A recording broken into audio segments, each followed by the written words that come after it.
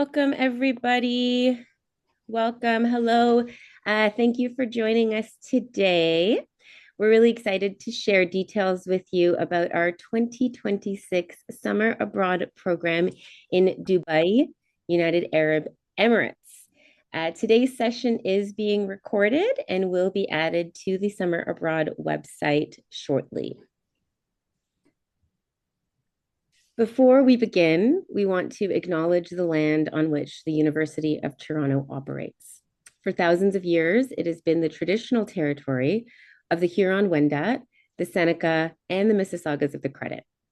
Today, this meeting place is still home to many Indigenous peoples from across Turtle Island, and we are grateful for the opportunity to work and learn on this land.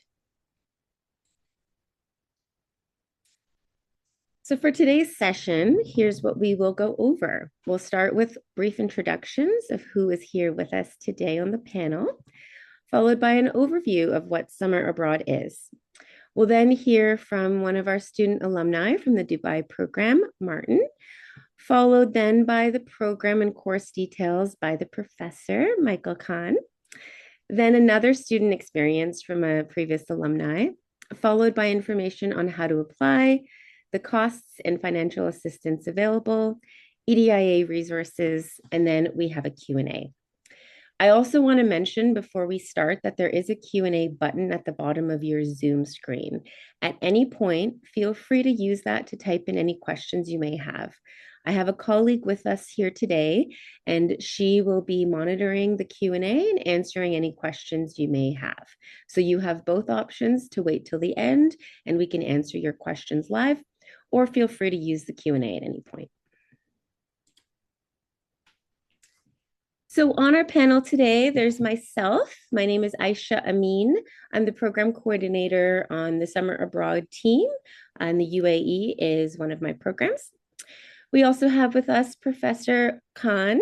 He is the instructor of the course. And then we're lucky to have with us two program alumni, Martin and Amara, who will talk to you about their experience in the program.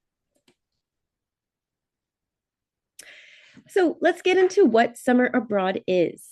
Summer Abroad is celebrating its 54th anniversary in 2026. So it is a long-standing program. This program allows you to earn a full U of T credit. So it is not a transfer credit. It is a U of T course. But you get it and you study it while you're in one of our 20 plus destinations worldwide. Courses are taught by U of T and international faculty, and they can fulfill program, breadth, or distribution requirements. Summer abroad classes are also relatively small. They range between, on average, 20 to 30 people. And one of the great things about the program is that we have non-academic support that's available on site. So for any emergencies, they're available 24/7.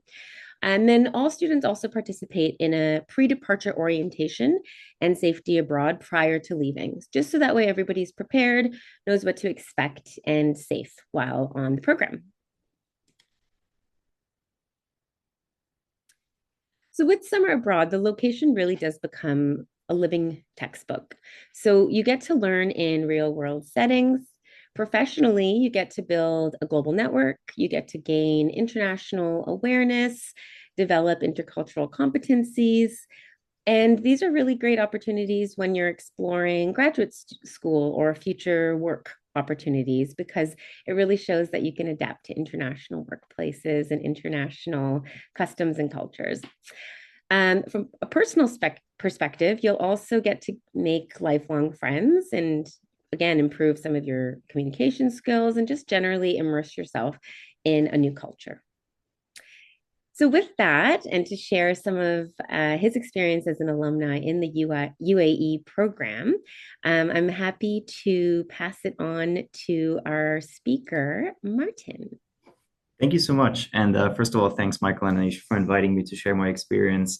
And hi, everyone. Very good to see everyone. Super passionate about this. This was one of the highlights of my Rotman undergrad, U of T undergrad experiences. So very happy to share a little bit about my UAE experience. As you can see, I'm a graduate. I graduated the BCom program in 2016. And then because I enjoyed Rotman so much, I went back for the Rotman MBA program, in which I graduated last year, doing it while working full time.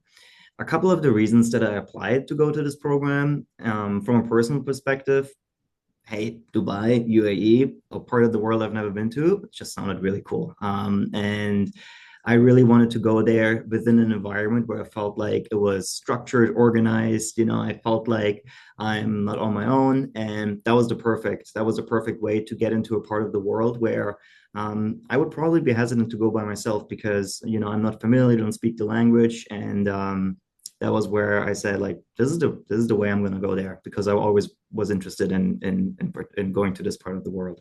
From an academic perspective, as Aisha just said, you really get this unique hands-on content. You're not just looking at something elsewhere in the world from a classroom in Toronto, but you're really immersing yourself in the culture, in the region where this happens. So, for example, back when I took the course with Michael Khan, it was around Islamic finance, and we got to talk to some of the banks or businesses that were involved in Islamic finance in the world, and you really get to hear firsthand from these people that work in it, and that was fascinating. From a network perspective, no better way of making connections, friends, professional connections for life, right?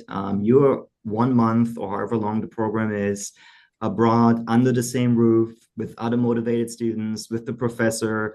You have breakfast together, you have lunch together, you see each other at the gym, you're out there having fun on weekends, and you just get to make really strong lifelong connections. From a professional perspective, I really wanted to elevate my BCom degree. And the way I was thinking about it is everyone that successfully graduates from Rotman will have the Rotman BCom, but I'm going to have a Rotman BCom with having been to the UAE and Dubai and have something really interesting to talk about.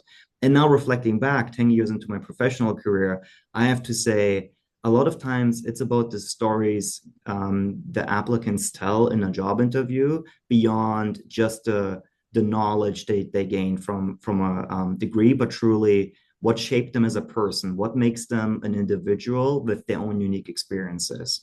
And so that's something that I was looking to get out of that. And so now thinking about what did I actually gain, right, versus my expectations. So from a personal part, so I went there and it really opened up my eyes. I was curious and excited about going, and I was just blown away. It was so fun. It was in a very good way, different from what I thought, different from where I'm from, originally from Europe.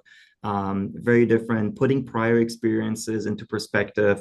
And it was safe, it was fun. I really enjoyed going there. And I can't wait to go back on vacation, taking my family, for example, right? Like now I'm willing to go there on my own because it was just such a great experience. From an academic perspective, it really did broaden my finance specialization. So I was specialized in finance as part of my BCom, but now I have this whole other aspect to finance that I would have never thought about, or frankly, I don't think I would have, really gone into some online resources to learn more if I hadn't gone there. But this really opened up. And when I have conversations with others from this region, for example, I sort of know what they're talking about, which is really cool. From a networking perspective, all I can say is I've been working with Michael Kahn for more than 11 years now as one of his TAs. So it really turned a fantastic network opportunity into my first TA job. And I also made friends that I'm still friends with. These connections that you make there, they're truly unique and something you can talk about for the rest of your life. And from a professional perspective, I got my Coca-Cola internship while meeting a supply chain senior vice president who I met as a TA. So I became a TA. I met an SVP from Coke. I got an interview. I got a job. 10 years later, here's my career at Coca-Cola. I had unique experience to talk about. So in a way, summer abroad is, and this is sounding a little bit cheesy, but I'm going to go with it. I made this up, by the way. They didn't ask me to say this. Summer abroad is where it all started for me, and it's true. I am where I am today because one thing led to the other. And of course, you have to have ownership and agency and go chase what you want to chase. but it opened doors and created networks and experiences that I was able to capitalize on in a way that I wouldn't have otherwise. So very grateful to the program. It was super fun, had a blast. And from all these four aspects, I couldn't have asked for a better experience. So thank you, Michael, for offering this great program. Thank you so much, Martin.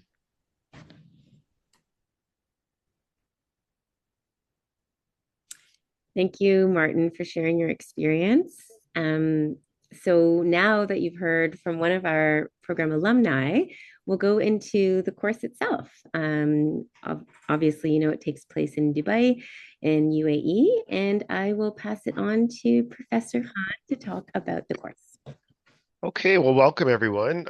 Special welcome also to a lot of my students who I can see as the attendees here. So even though I told you so much about this in class, I see you're here to hear even more about the program, which is great. So thanks for showing up here as well too. I really appreciate to see so many people so interested in the program. Just to add on to what Martin was saying, it's unbelievable to see the progression as to how you start with something you don't even expect that's going to take you all the way through your whole career. And one of the things I want to talk about is not so much so exactly what the course is about, but just the importance of a summer abroad experience. Even if you don't take this course, just having something else to talk about. For those students who have taken my course before, I always say have a story to tell, right? So Martin's got a great story to tell. I don't know if you remember, I spoke about a student who got a job at Coca-Cola from setting up a podium. This is Martin. This is the same individual I'm speaking about there. So it's so important nowadays, especially in the environment that we're in with AI. I was speaking about this last class for those of you who were in my class last week. A university degree is just a basic necessity now. It's not going to necessarily distinguish you from everyone else. And the jobs that people are sort of losing out on right now are those intro level jobs. And when you do the research, it shows the importance of soft skills, the importance of a story to tell is what's now going to distinguish you. Not saying I have a BCom from U of T or a BA from U of T. There's thousands of people with that. But what's the story that you have to tell? And how are you going to connect with the individual that you're talking to? I cannot tell you how many students I've had that have come to me and said, I got a job because of my discussion about summer abroad. They didn't care about anything else. They're like, oh, you're an interesting person. You went out of your comfort zone. You went somewhere else. You went somewhere where you're not used to what the culture is like. You took that leap of faith, so to speak, and you spent money as well, too. I mean, you invested in something as well. So a couple of things with respect to the course now that I've sort of set some of that up. I personally chose Dubai because I just love the region. I especially love Dubai. I think it's a great balance between many different things. One thing I absolutely love Dubai for so much is the level of safety. Coming back to Toronto, it's an enormous culture shock when I come back in June. Like I was just like, my God, I got to lock my car. What does that have to do? Who locks their car? Like in the UAE, like I have friends and family members and whatnot in the UAE that have like cars that you wouldn't believe worth hundreds of thousands of dollars that are locked. They're not even locked, sir. They're parked in their driveway with the keys in the ignition. They're like, yeah, we don't steal here. We just don't do that. So I think one of the key things to think about when you do summer abroad is not just the academic content. And I'm sure if you were to ask Amara, she probably forgot half of what she learned in that classroom, but she remembers everything that happened outside of the classroom. That's probably what resonates the most with you when you leave summer abroad. It's all of the other experiences. It's about being in that culture. And Dubai is such a nice culture to be in just because of the level of safety that's there. It's a beautiful place. It's got everything. If you like beaches, they've got beaches. If you like shopping, they've got shopping. If you like finance, they've got finance. So they've got everything there, which is really, really good. Um, and English is very, very widely spoken. It's just the language that's expected that everyone would speak, so you don't have to worry about that from that perspective. We can go to the next slide, please. As far as what the course is, when Martin took the course and when Amara took the course content itself was different. It's evolved since then. Now the course is called Global Fundamentals, Business Fundamentals from a Middle Eastern perspective. So essentially, we're going to cover the fundamentals of global business, and we're going to do it thinking about the region that we're in. So we're going to try to marry it to that region. So we talk about things like, oil and gas. We talk about tourism. We talk about things related to that specific area, which is very, very interesting for the students. It's a 1 month program. So essentially, you land probably around a Saturday, and then you leave like a month later on another Saturday, essentially. We start off the program with a desert safari, and when we get to the calendar, I'll talk you through that in a second. But essentially, it counts as two courses at U of T, so it's like a one full year course, so two half credits, meaning obviously one credit, and you get that all within the span of 4 weeks. So that's a little bit about it from that perspective. And it also applies to a lot of the focuses within Rotman Commerce as well, if you are a Rotman Commerce student. Of course, this is open to everyone within the university as well, and other universities on top of that. We did this program for about 5 years. You can stay on that slide. This is fine here. We did the program for about 5 years, and we're resuming after about 10 years. Took some time off and then came back here again because it's just such a nice experience to come back to. So as far as what we do in this course, the course is very doable. It's got four key evaluations. We have a class and field trip participation component. This is based on, your participation in class as well as your participation in the field trips. We have a term test worth 25%. We have a field trip journal as well, and then we have a business plan presentation, which is also 25%. There is no final examination. Woohoo, good news. So there's no final examination in this course. I didn't think it was suited for this particular course. It starts off with a desert safari, which I would invite you to Google online and take a look at some examples on YouTube of what a desert safari is. It's a great way to just start sort of hit the ground running with the whole cultural aspect of just going out into the desert on the first day and just being in the middle of everything. This is something that we start the program off with at the beginning. This program is probably different from many summer abroad programs in that it's very very much sort of my chair is falling on me. It's very much so kind of like a study tour where you're learning more in the boardroom than you are in the classroom. So you'll find that when you look at the schedule, which we'll look at in a bit, we spend a lot more time sitting in boardrooms than we do in classrooms, because I feel like if you're going to sit in a classroom, you might as well just sit in the classroom at Rotman or sit in the classroom at U of T. So we have a lot of field trips. We have Huda Beauty, and we're supposed to have Huda herself speak with us, which a lot of students might know Huda Beauty. We have Imar as well. They are the ones who built the Burj Khalifa. Burj Khalifa, they built the Dubai Mall and whatnot. We have Savola Foods. We have Byte.com. They've been around for many, many years. Arfini, this is a organization that sort of sets up new ventures in the UAE. Veolia, which is also going to talk about business sustainability, which is one of the themes of this course.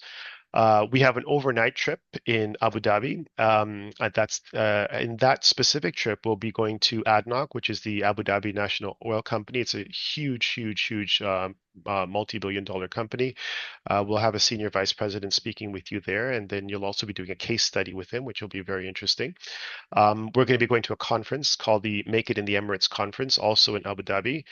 We have some cultural aspects as well. So we'll be going to the Presidential Palace along with the Sheikh Zayed Grand Mosque, which you might have seen online. You must have seen pictures on because it's always on Instagram and everything. And then, of course, we also have Arabian Gulf Steel Industry. So we have a lot of field trips. If we can go to the next slide, please.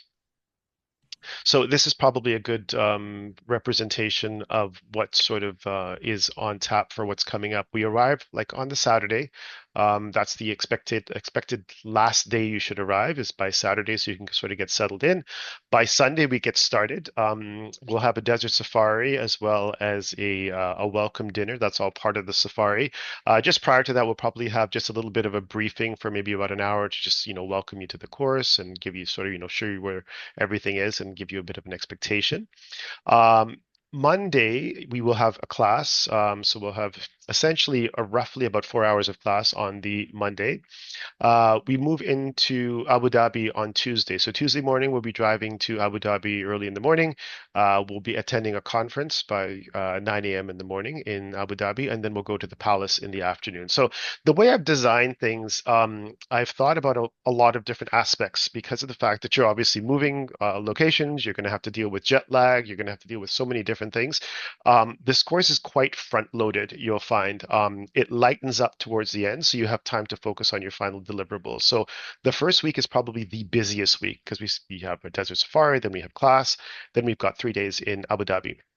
But what you'll see is I always try to have like a longer weekend almost type of thing. So if you look, you'll see that Friday, Saturday is off, and then Sunday is also off. So you always have like a 3-day weekend is what we usually aim for. So you have a little bit of time to study, to, put together your business plan, to work on your journals, so nobody's overwhelmed. And of course, you see the place as well too.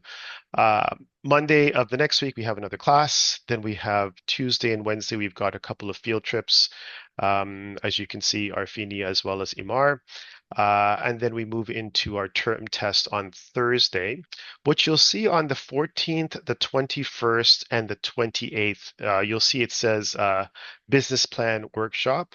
That is essentially time for you to work with your group. It's almost just group work time. So I just wanted to put it into the calendar in a place where everybody can get together. We know that there's no other commitments.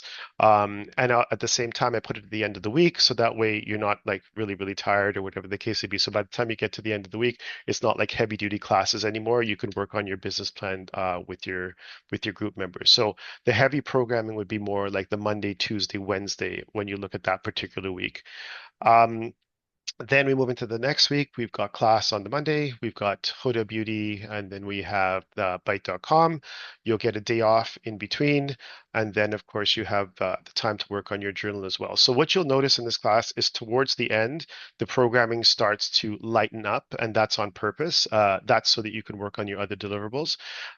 Last week, we've got the exam, Savola Foods. There's the Eid holiday, which will likely fall on the Wednesday. We might need some flexibility depending on the timing of when the holiday falls, because it could fall on more than, it could be the 27th, 28th, somewhere around there. The last day we'll have some group presentations and then a farewell dinner, and that's the sort of the end of the course.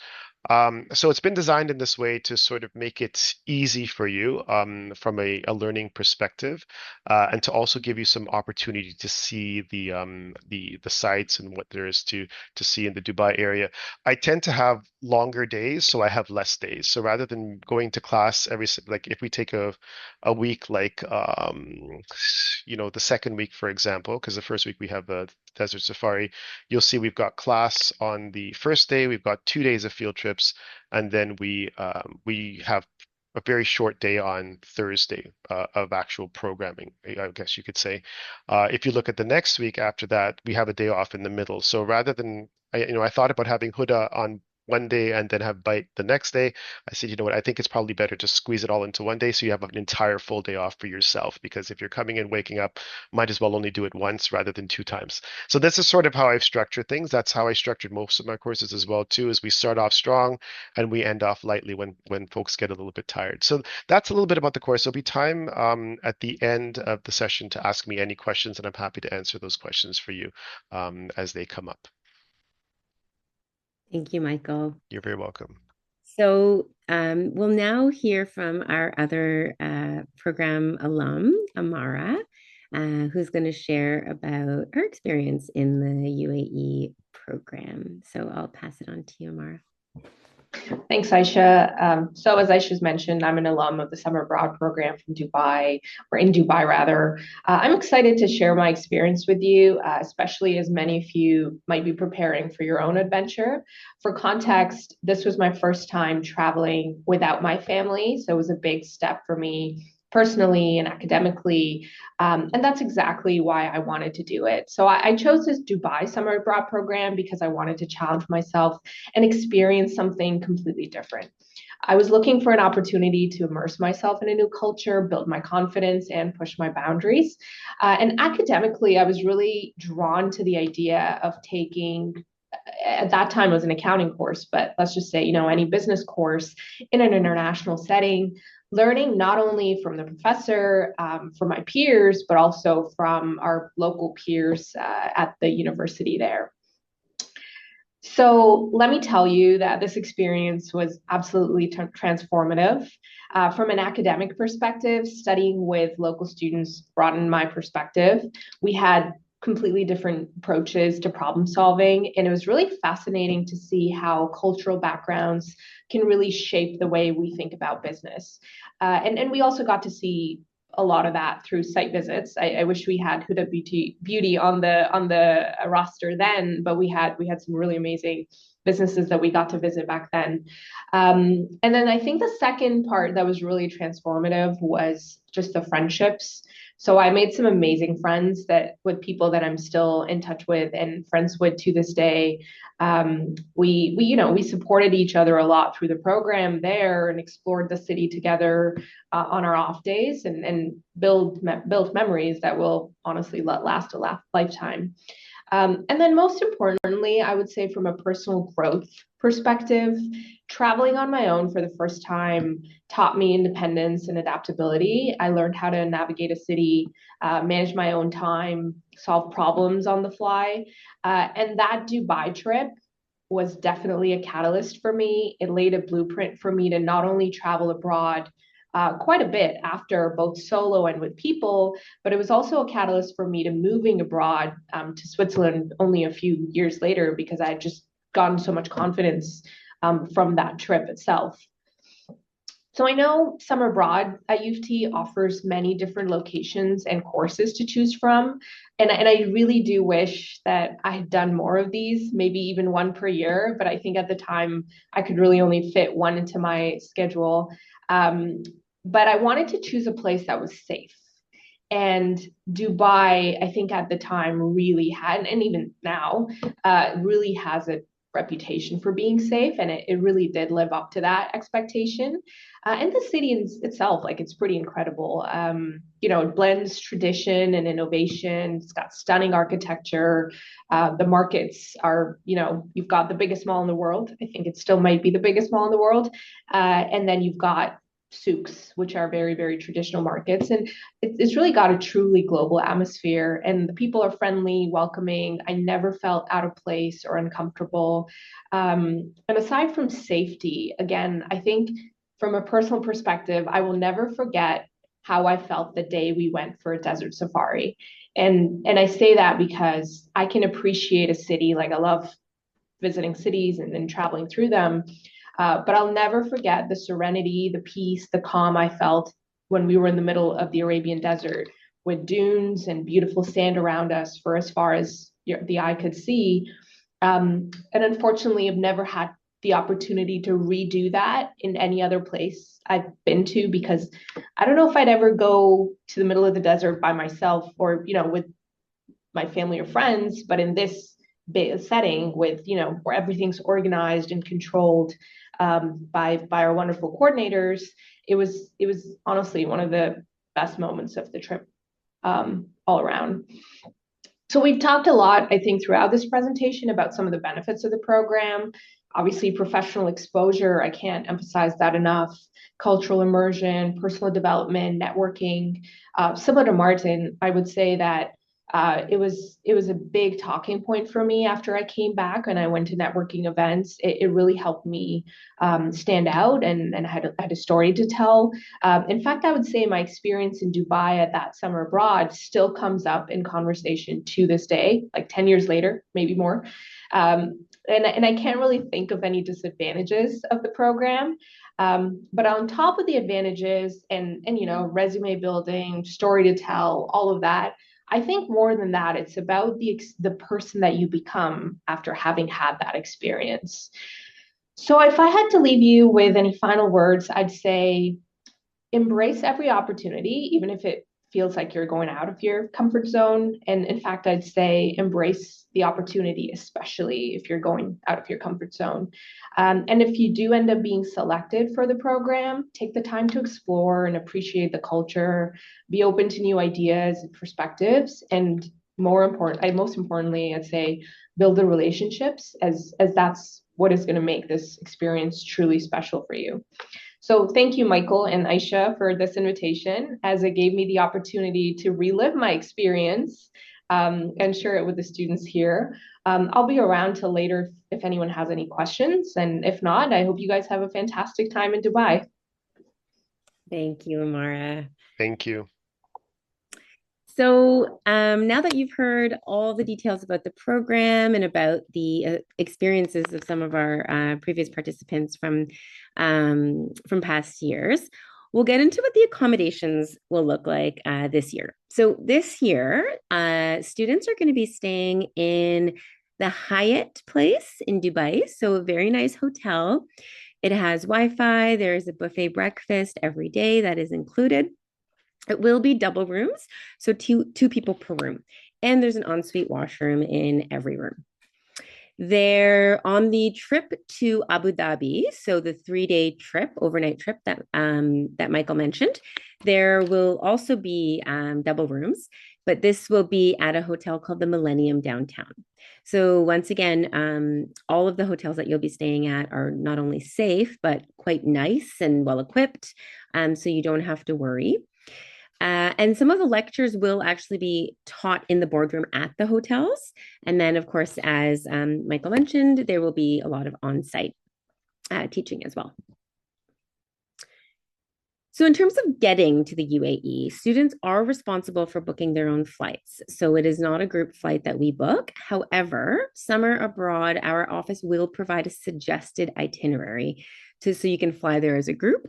We do advise not to book until you're admitted into the program, but we do give again, a suggested flight. You do not have to pick the flight that we give you, but it does tell you the time of the day to arrive.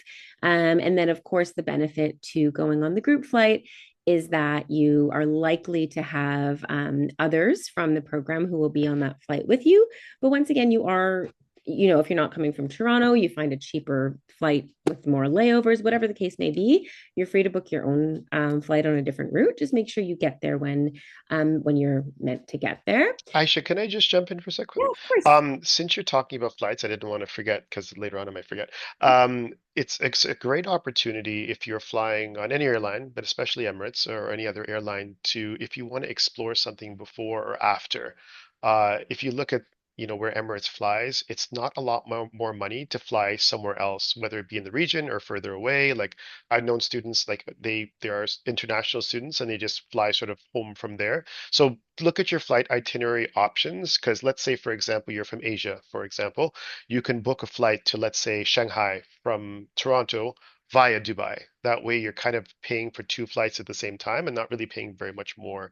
In addition, if you want to sort of vacation somewhere after the course is done, you can pretty much go anywhere Emirates flies or even on the way. So sometimes some students will stop on the way, whether it be in Europe or something like that, or on the way back, whatever the case may be. So there's a lot of different options. So don't just limit yourself from that perspective. So you can make this experience more than just Dubai if it works for your schedule. And sometimes it doesn't cost very much more at all. Thanks for bringing that up. Yeah, so a lot of students do choose to now, since the UAE program is May, there's not going to be a lot of time after your exams to travel on the way, but you absolutely, again, because you are booking your own flights, you're absolutely free to travel afterwards if you feel like it nearby, so, or even on the way back home, whatever the case may be. So as long as you get to Dubai when you need to get there, which again, we will send you all the information once you're admitted. Transportation to and from the Dubai airport is also provided if you arrive at the time that we ask you to arrive. So we are working with a tour company. That tour company will be offering a tour bus with staff, and that will be our tour bus for the entire program. So they will be taking you to the excursions, any program related activities, business visits, Abu Dhabi and back. They will be the tour company. So there is a bus that will be taking care of you. And this bus will also provide the transport to and from the airport if you arrive when the program asks you to. Otherwise, you would be responsible for getting to the hotel on your own. Can I add one more quick thing, if you don't mind? So when it comes to the group flight, there's no formal group flight, but I do recommend if you can fly with the group. It's just a nice way to start your trip and sort of meet some folks. It's a long flight, obviously. So that's number one. And number two, not everybody travels a lot, so they may not know how this all works. But if you are planning to, let's say, go somewhere past Dubai, the recommendation is, let's say, for example, you want to go to Thailand, for example. It's not that much more, believe it or not, to go to Thailand and Dubai versus just Dubai alone.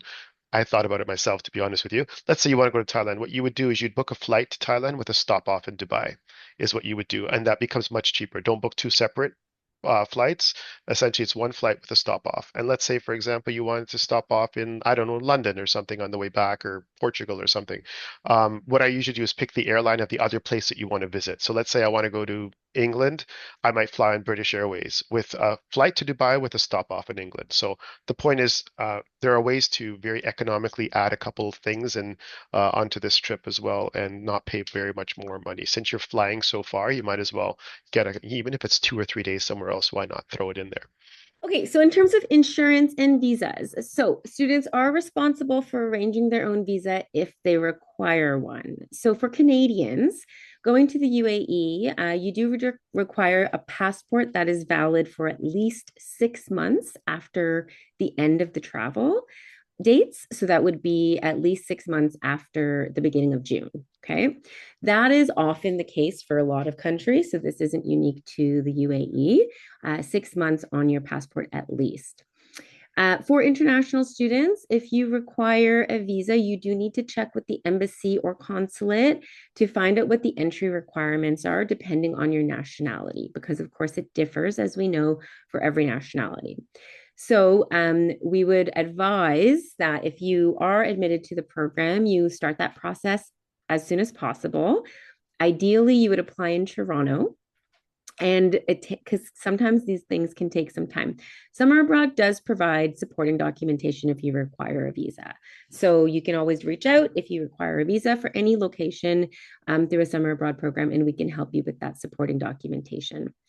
We do recommend that you review the terms and conditions of any travel, health, or flight insurance, especially if you require a visa. It would be worth considering getting cancellation insurance because, with embassies and consulates, you just never know how long things can take. So it's always a good idea to get cancellation insurance just in case.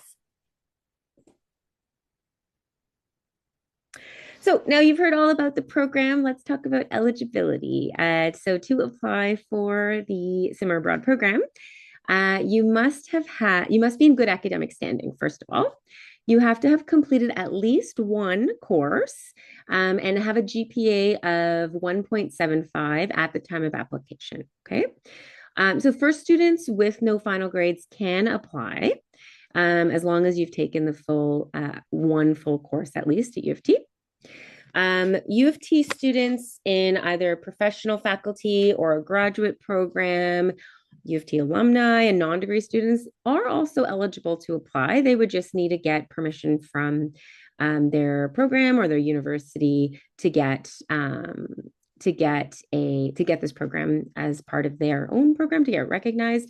And students actually from across North American universities are also welcome to apply. But to get any kind of credit, they would need to apply for a letter of permission. Okay. So primarily it is U of T students who apply and attend these programs, but it is open to non-U of T students as well.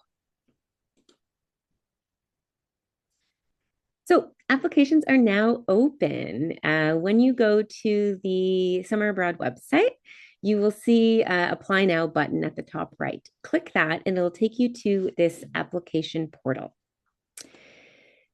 So please note the deadline. The deadline for the UAE program is February 4th at 4 p.m. Please don't leave it till February 4th. There are 2 steps to the application, and you want to make sure that you take your time. So we do not advise leaving it to the last minute, but as long as everything is submitted by February 4th at 4 p.m., you are good. Participants will be selected based on a set of criteria. So it is not first come, first served. So if you apply today, you do not necessarily get any priority over somebody that applies on February 2nd. But just for your own purposes, it is always a good idea to not do it last minute. One of the reasons is once you submit the online written application, you will be sent a link within 2 business days that will be for a recorded interview. So it's like an interview, but not with somebody on the other end. And you'll have a set of questions, and then you'll be timed, and you'll have to respond to it over video.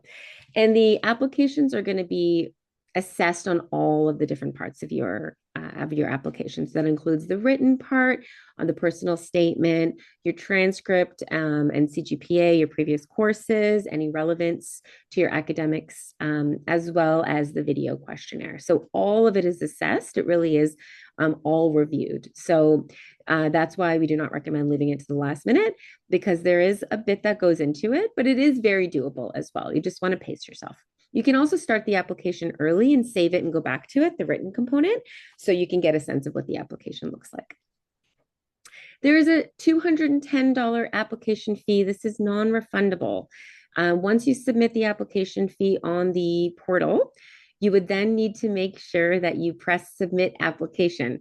So make sure that once you pay, you still press submit application, because it doesn't get submitted just because you pay. You still have to press the submit button. After you submit it, that's when you'll get the link for the video. Starting this year with that application fee, you also get to indicate a second choice destination. So if for whatever reason you are not selected for your first destination, so say you decide to apply for the UAE as your first destination, and you want to maximize your opportunities to get into a different program if you are not selected for the UAE, you have the option to select yes when it asks if you want to choose a second destination. And that's when you would select whatever other destination you want to be selected for. Please note that by choosing a second destination, you are only assessed for your second destination if you do not get into your first destination. So it doesn't mean you one application, two choices would be two programs. It just means that you have two opportunities with your one application. The costs. So here is the breakdown of costs for the UAE program.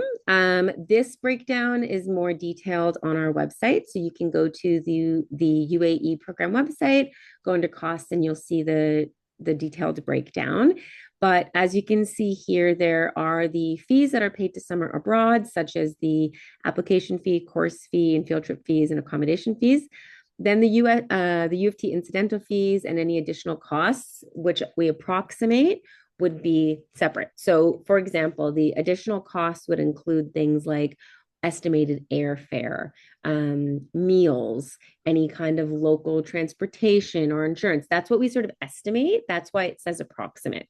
The other costs that are listed, those are confirmed for the program. It's just the additional costs that are approximate, because each person, again, you might have a different flight, you might eat out more, you might like eating at fancier restaurants than someone else. So that's all sort of approximate based on sort of an average cost. Okay. So this gives you a good sense of what to expect with the costs. Please budget approximately $1,000 for basic meals for the duration of the program. So like I said, your breakfast will be available at the hotel as part of the accommodations cost every day, but all the other meals would be out of your own budget. So again, depending on what kind of budget you have and where you want to eat, we would say around $1,000 for the month for basic meals. But of course, this depends person to person. Can I jump in for a sec? Yes. There's a little bit of a hack when it comes to the costs, which a lot of folks don't know about it. I use it myself. It's a really, really good application. It's called The Entertainer. You have to purchase it. I think it's about, I don't remember, don't quote me, let's say $150. But it gives you tons and tons of buy one, get one free opportunities for food, for experiences, afternoon tea, things as low as Burger King, things as high as steak, like it's whatever you want, gelato, you name it. It can also be shared like amongst a family, quote unquote. So that's like, I guess, 4 people, I think it is, because I think I have 3 family members on mine. It saves you at least 50% on everything. And I don't think I've eaten anything in the UAE without getting it buy one, get one free. I just literally select all my restaurants from there, and it's across there's like thousands and thousands of coupons that are available. So it saves you an inordinate amount of money. If you split this with a group of people or even with one person, you'll save a lot of money. So that's just another side thing, and you'll also get some experiences that you might not have ordinarily been able to afford as well. But if you ever have any questions about that, I'm happy to talk to you about that at another time as well. Thank you. Great tip, Michael. And those are also the types of things that you will hear more about when if you are admitted and you join our pre-departure orientation. Things such as that and other tips will be shared on what to expect and how to prepare. So those are the costs. let's talk about budgeting. So we do recommend that you start budgeting now. So 1 week after your admissions notification, in order to be able to confirm your participation, you do have to pay a $1,000 deposit. Okay. So after that, final payments will be due. Now, right now we have it at the end of February, but we are working with the hotels to try and see if we can extend that a bit later, so you have some time to compile the money. That is the current deadline. However, like I said, once you get admitted, you will be informed about the actual final payment date, because we are trying to get it pushed.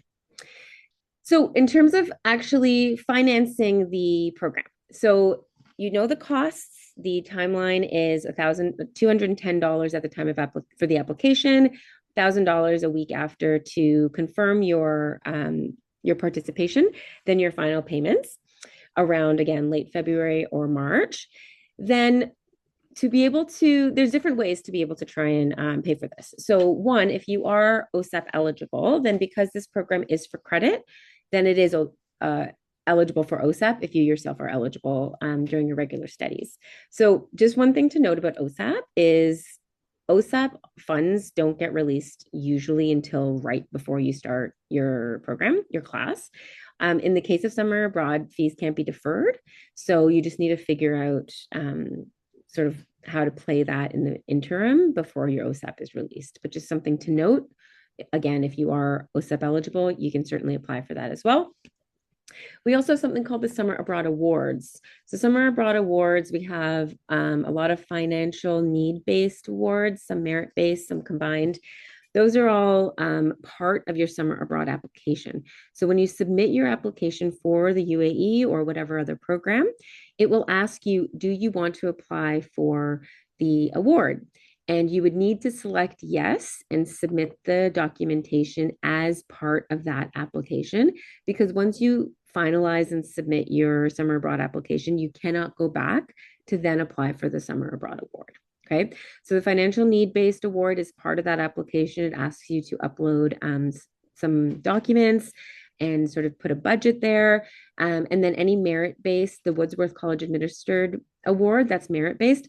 If you apply for the summer abroad award, and then you don't want to apply for the financial need award, but you want to apply for the merit-based award, just make sure you go back into the application portal after you submit it, search awards, and then the eligible awards will come up. So Woodsworth College and Summer Abroad Awards. Click the Woodsworth College and you can apply there for the merit-based award, okay? There are some eligibility criteria for these awards, so please go on our website to make sure you meet the eligibility for the awards themselves. We also recommend checking with your registrar's office, because some departments offer awards or bursaries that are not within our purview. They're outside of our office. And so we may or may not know about them. Sometimes they're very specific to a certain program that you may be in. So it's always worth checking. Then our colleagues over at the Center for International Experience, they have something called the International Experience Plus Award, IE Plus. This is strictly needs-based, but it is open to both domestic and international students. It is specifically for U of T sanctioned travel. Okay, so they offer a contribution towards round trip airfare as well as cost of living in your destination. And the amount depends on an individual's financial need as well as their destination, cost of living, and how long they're going to be there. So certainly worth applying to as well, that you can apply to once you get your admissions confirmed. We also have an information session specifically on how to finance your summer abroad experience. That recording is now available on our website, and it goes into a bit of a deeper dive into all of these different ways that you can try to find funding for your summer abroad experience. Summer Abroad is committed to supporting all students in your study abroad experience. And so we have launched a webpage for equity, diversity, inclusion, and accessibility resources. This is for diverse groups of student communities who are interested in applying to study abroad, but are looking for resources to help inform their choice, just to make sure that it's all, their lived experience and identities are considered. There are targeted resources available for various student communities, such as students with disabilities, first-generation students, international students, racialized students, women travelers, and other groups of student communities. Specifically, those resources, these targeted resources, they're available on our website. So you can either go to the website, navigate to the bar that says EDI and accessibility at the top. That'll take you there, or you can just scan the QR code on your screen right now, and that should take you direct. As you start planning your summer abroad journey, you'll also probably have realized that a lot of the different countries have very distinct cultures, very distinct norms, political landscapes. So, to help you understand the cultural nuances of your chosen destination, to help you better navigate the local context and embrace your local experience, we also have site-specific EDI resources. So we encourage you to explore information on the customs, traditions, and etiquette. And this knowledge will just help you make sure that you engage in a respectful and culturally sensitive manner. So once again, under the EDINA tab on our website or scanning this QR code will take you to site-specific resources on our website.